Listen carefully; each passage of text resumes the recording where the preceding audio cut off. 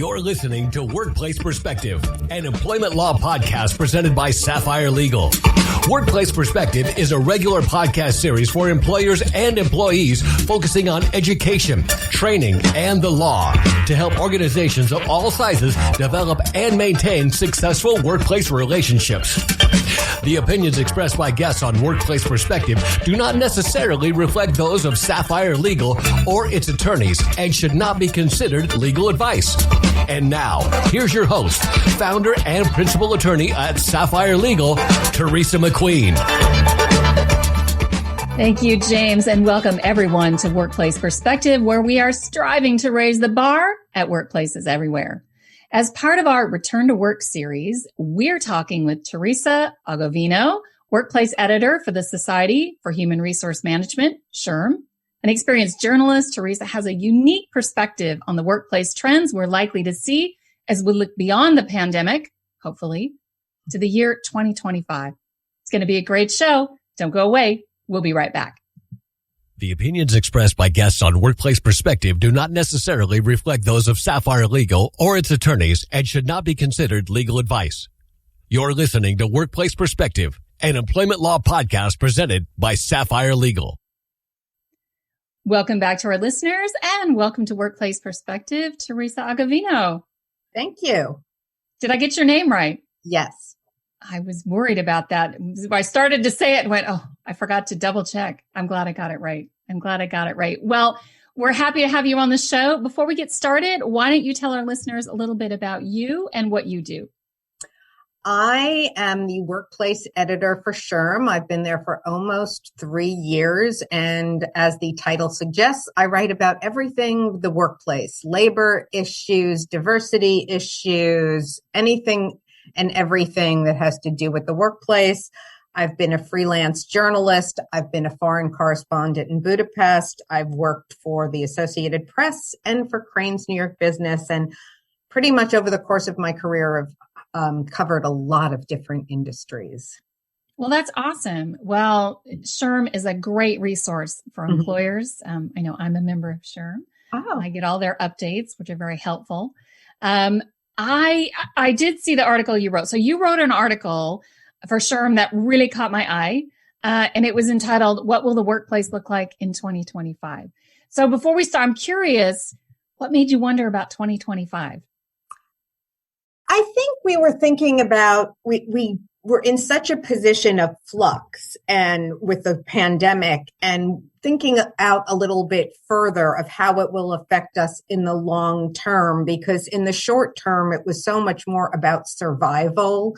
Now, or at the end of last year, when there was some sort of hope that things would get back to normal, it became, well, what's going to look like in the long term? Let's do some long-term planning. Let's get out of survival mode and really think about what's been happening and how it's going to play out in the future, because companies have to, obviously plan for the future and not just deal with the present.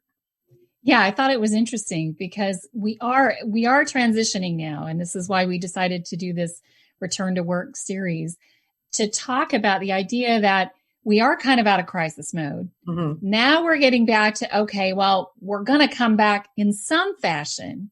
What's that going to look like? But I love 2025 because that's a couple years, right? That's saying not just what do we come back in 2021, maybe, late 2022. This is looking farther down at what the true impacts are going to be. And I think what I liked about the article was it did talk about the trends and what we might see going forward and how that's going to impact. So what I'd like to do is sort of have you kind of talk about those major trends. I think there were 6. If you got more, we'll take more, depending on how much time we have, that we're going to see likely as we move towards 2025 or the horizon, the future. And if you could just walk us through and give us your thoughts and your insights, I think that would be great. Okay. Well, thank you. I think the biggest biggest fallout we're going to see is more people working from home. We've realized, at least for office workers or knowledge workers, companies have realized that people can work productively at home. And a lot of people enjoy working from home. They enjoy the flexibility. They enjoy not having to commute. So that's going to be the biggest impact of this pandemic. What will happen, what I think we don't know yet, is how many people will work from home and how often they'll be at home. Because in talking to a lot of experts, it's a very small percentage of companies where people will completely work remotely, or also a very small percentage of companies where people will be in the office 9 to 5, 5 days a week as they were.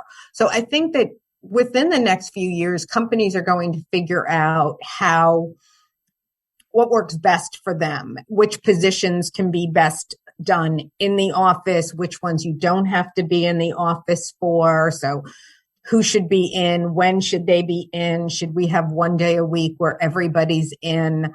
And I think what's going to happen from that is you're going to see a lot of new jobs come out of that, and the biggest one will be, a director of remote work.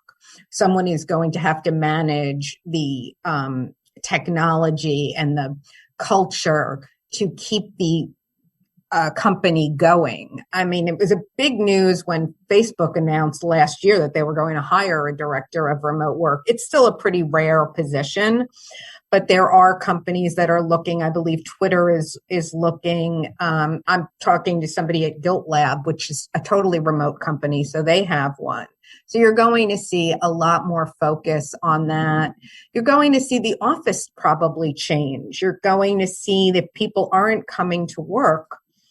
You don't need as many desks. Real estate is the second largest cost of most companies, with, employees being the first, benefits, salary, et cetera. Real estate, especially in big cities, is very expensive. So you're going to see a lot of companies cut back on their real estate costs and figure out how to use the space they have effectively, or figure out, well, we don't need this, but where are we going to put people? So I think you're going to see a lot more people with a lot fewer people with actually a designated desk. You might just, if you're only coming in 1 day a week, your company's probably not going to pay for you to have this empty space. So you're going to see a lot of redesign of what the offices look like.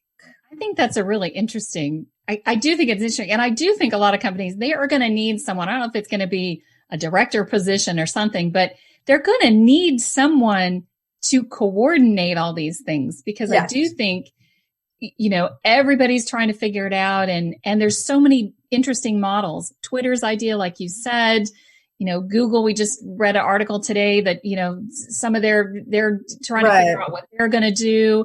And it is going to be different. And I wonder too about people who have sort of rolled the dice, employees who've rolled the dice and left, for example, San Francisco, running away, New York, running away from those high prices because, I can work from anywhere right now. And how are companies going to handle? They're going to honor that and try to work in it, which I hope they do. A lot of companies, but again, it's not that many companies that are going to let you work from anywhere. It's a very small percentage that are just saying, go work from anywhere. We don't care. Most companies are going to want you to be in the office at least 1 day a week.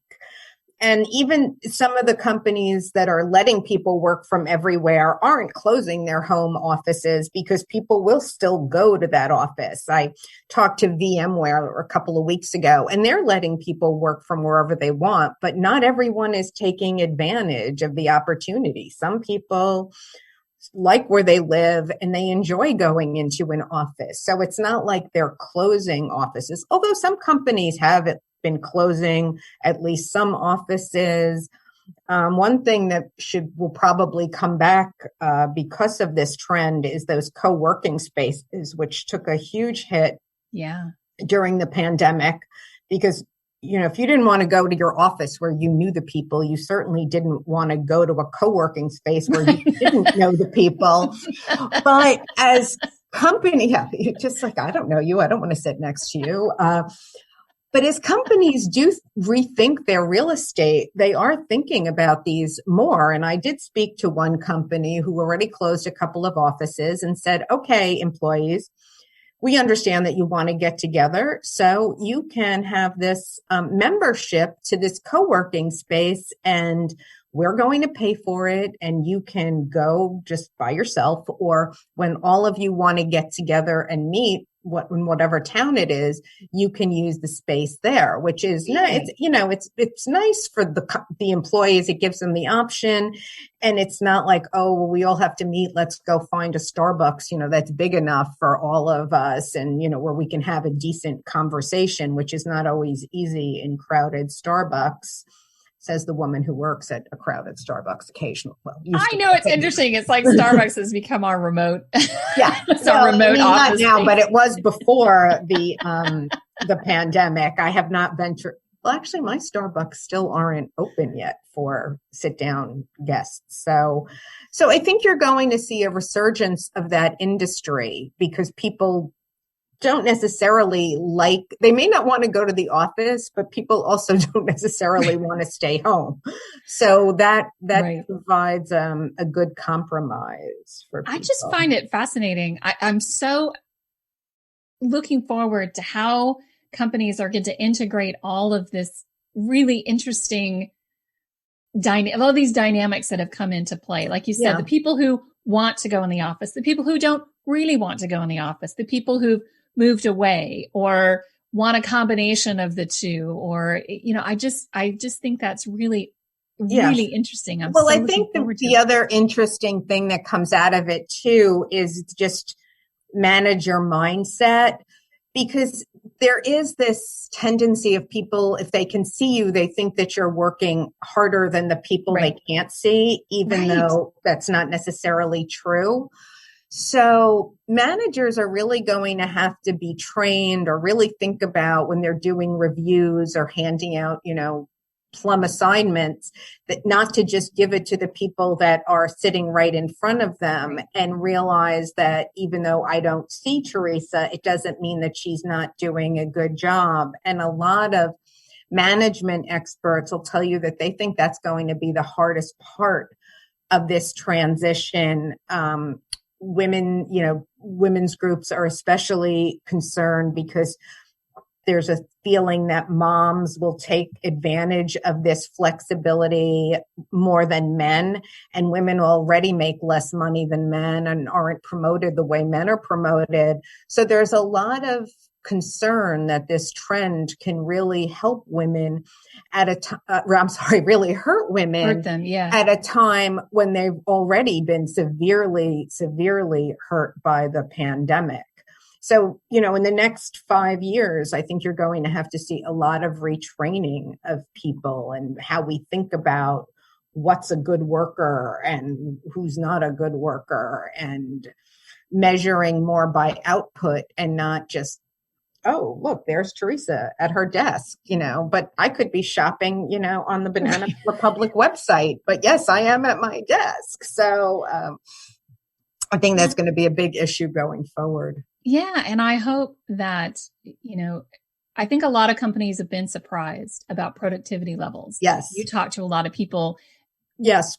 By and large, productivity has been good. I mean, almost too good that people are worried that, rather, managers are worried that the employees just don't know when to leave. Because if you're working from home, sometimes it's just hard to put the computer away. So there've been a lot of concerns about that, and burnout and loneliness and depression, especially for people that live alone and not having a lot of contact with the outside world. So that's another issue that they're going to have to deal with. And it's also one reason that some employers are saying, yes, we are going to leave the office open, because not everybody does want to work from home. So we're giving you the flexibility to say, well, what works for you? And, and the ones that are being flexible, they're like, but fine, if you like it, come to the office 5 days a week. We don't care. The office is here. Some companies are being a little bit more stringent. I talked to one company and they're like, no, we're not letting the employees decide. That just kind of leaves us open to too much inequity. So they went and hired a consultant who said, okay, and they looked at the list of jobs and they said, okay, this job can be done 100% remotely. This job cannot. This job, this person needs to be in 2 days a week, this person 3 days a week, or whatever it was, because before the pandemic, it was left up to individual managers to decide who could work from home and who couldn't. And that did cause a lot of inequity depending on who your manager was. So their plan is it's only going to be done, the decision is made by the job that you do. Which makes a lot of sense. Yes. I think it does. All right. Well, we're going to take a quick break. And when we come back, more of Theresa's thoughts on the biggest workplace trends we're likely to see as we look toward 2025. Stay with us. We'll be right back. The average time a resume spends on an HR manager's desk is 7 seconds, and most of them are tossed aside. Now imagine if one of those resumes belonged to Yasmin, who was living in a shelter, juggling 3 jobs. I had to be resilient. That's something that you can't teach. Or if that resume was from someone who worked 12-hour shifts at the recycling company with my dad, who's 72. That taught me a work ethic that I carry with me every day. We rely so much on a resume, yet it could never tell the full story of someone. Growing up where I did, a lot of things could have gotten in the way of my goals. But I learned to push through, and that's what I bring to work every day. So maybe it's time we look beyond the resume and look to Grads of Life. Discover new ways to develop great talent that are so much more than what's on paper at gradsoflife.org. A public service announcement brought to you by Grads of Life and the Ad Council. If you enjoyed today's show, do this. Share us, like us, give us a review on your favorite podcast app.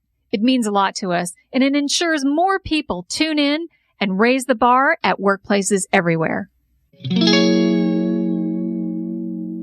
Welcome back, everyone. We are talking with Theresa Agovino from SHRM about workplace trends. Looking forward to 2025. I'm loving these trends so far. So let's keep going. What else you got? I think the other trend that will continue to last a long time is this push towards diversity and inclusion. I think in the aftermath of George Floyd's death, it became apparent how inequitable the workplace really is. And I think we've been further reminded of that lately with all of the attacks on Asian Americans. And I think that companies are realizing that this is bad for society and it is bad for their businesses. And I think the issue is they're going to be doing a lot more experimentation because they do spend a lot of money on equity and inclusion. I think one of the stats was $1 billion a year. But if you look at who controls corporate America, you can say that was not $1 billion well spent because it's still, the C-suite is still dominated by white men. Yeah. I have nothing against white men, but, we do need more diversity, especially there's a million surveys that show diverse companies actually perform better financially. But there is this mindset that of some people that, this is how I did it. This is, my path. And they tend to promote people and hire people that are very similar to them. Right. So you're going to see a lot more people, a lot more companies invest more in diversity. It'll be interesting to see because a lot of programs haven't worked. So you're going to see a lot more, I think, experimentation with what is going to work, what isn't going to work. Will this program maybe is good for one group, but for some reason another group doesn't seem to benefit from it. But I think that society at this point is just fed up with this. They're fed up with the inequity at so many levels. When you look at who lost their jobs during the pandemic or who's been working for minimum wage so people can still go to the supermarket or have their food delivered. It's been the whole pandemic has just laid bare the vast inequity. And I think if companies want good employees and they want customers to buy whatever it is that they're selling, they're really going to need to show that not only that they're just not talking the talk, that they're walking the walk. So that's going to be big trend going forward. Yeah. And the interesting thing, it's true. I think the curtain really did get pulled back, and we're so behind the educational curve. I think that's what's really driving that, is that even now when companies start talking about diversity and inclusion, they're saying all the things that we now are learning that, it doesn't work. This whole day, the idea of, well, I have Black friends, I have Jewish friends, I'm good. I don't see, I don't see the world that way. Well, actually, you do. But, but we're so behind on the educational curve. But I think, like you said, because it's, it's all exposed now. And I think we're all getting this idea that, okay, diversity and inclusion is not what we thought it was.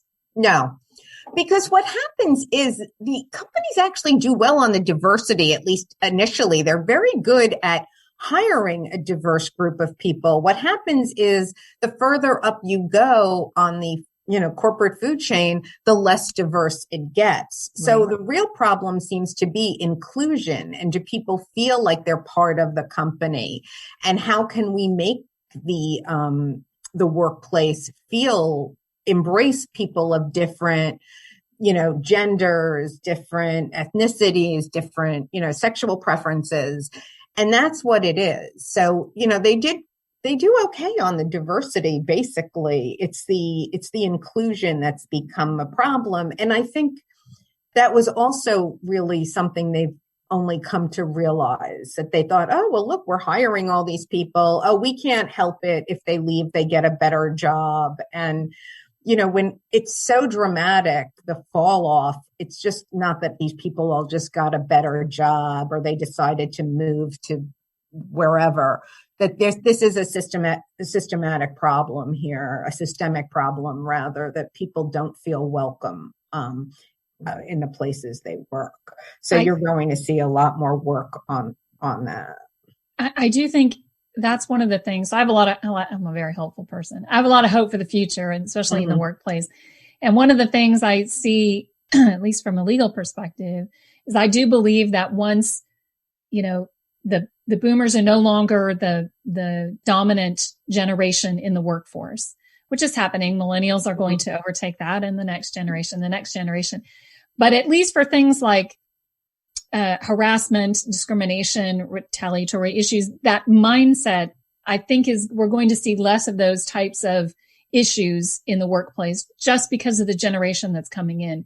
And I think the diversity and inclusion part of that, I think that's going to be part of that trend. At least I'm hoping that it will be, just based on that generation's philosophies and the way that they have been raised and the way they've come up in the workplace and the changes they're engendering in the workplace.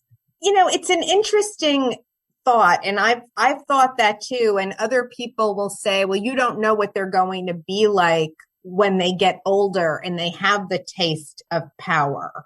That, the jury is still out on that. Like, there's a lot of pressure in some ways on white millennial and Gen Z men that they're supposed to be so much more politically or evolved about these issues.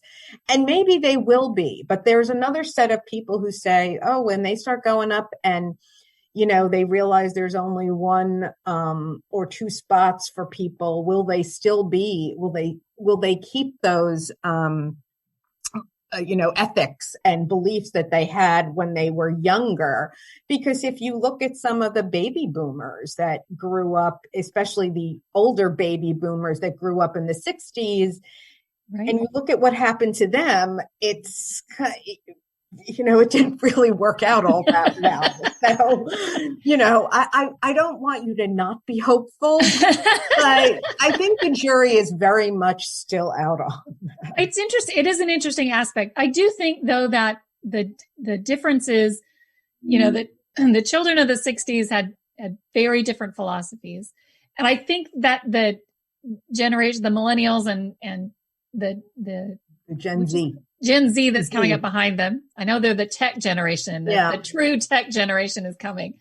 I think that it's not quite as, there's not quite as much space between societal norms and what they think. But that's just me. I mean, I think it'll be the interesting thing that, 5-10 years from now, you'll start to see, well, the fact that a lot of maybe these young men were raised by single mothers, or they grew up in households where both parents worked, and they see, they're witnessed it more than older generations. They might have a very different attitude toward it. But, again, you just don't know when push comes to shove, how willing people are to, share and give credit. So that's, and I think the companies are going to try to, push that, but, sometimes it's very hard to do that. So we'll see. We'll have you and we'll be back 2025. We'll have this 2025. We'll see. And, and by that, we'll have a whole new list of, more stats on, who's in the C-suite in corporate America. So I think that, yes, people are very concerned about that. I think the other big issue that is going to still reverberate from the pandemic is health and safety, because we are hopefully getting out of this. People can get vaccines now. We know how to address this problem in terms of masking and vaccines. But a lot of experts, and again, I don't mean to be the daughter of doom, say that this will not be the last pandemic that we face, just because of the travel, open borders. This is going to continue happening. So I think that it's made companies so much more aware of the health and safety of their employees and the impact that the company has on the environment. So if you just take, first of all, the design of companies, you're going to see, okay, what more companies are paying attention to things that we as maybe workers wouldn't necessarily notice in terms of just the HV system. And is the air getting circulated enough? Is that has become so much more important to companies than it ever really was before. And now I think even employees ask about it because they're much more in tune to their safety. And what kind of fabrics are these? Is this going to retain germs or is this a germ repellent fabric? What kind of cleaners are you using? Do these have like chemicals in them? Like, it's just started a whole thought process about where I am and what effect this environment is having on me. But beyond just the physical space of the, where the workers do their jobs, companies are really starting to think about how they impact the environment, because I think it's hard for most people to say that we're not experiencing climate change. If you look at, with the wildfires and the floods, that we are impacting this, and it's sort of all interconnected, because no one really knows how the virus got from, the bats to the people.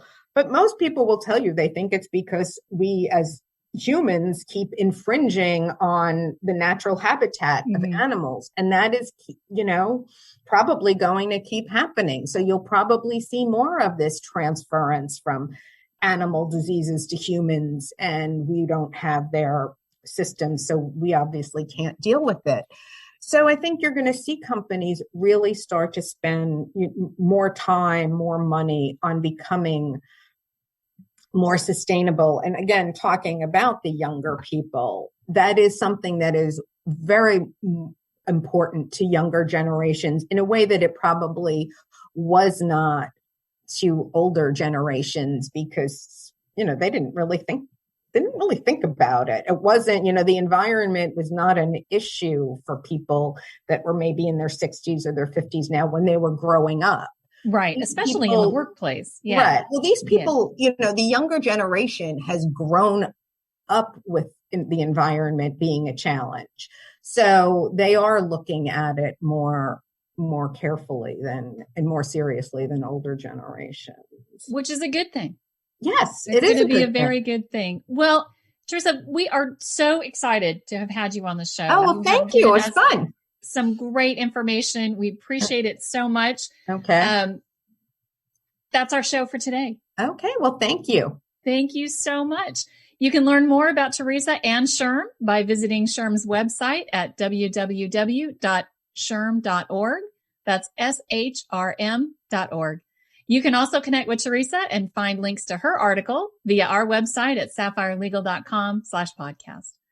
I want to also thank our listeners, my radio angels, James and the Knave at Night, and Workplace Perspectives, Team Extraordinaire, our engineer and producer, Paul Roberts, our associate producer, Melissa DeLacey, with music provided by the very talented Stephen Vercelloni.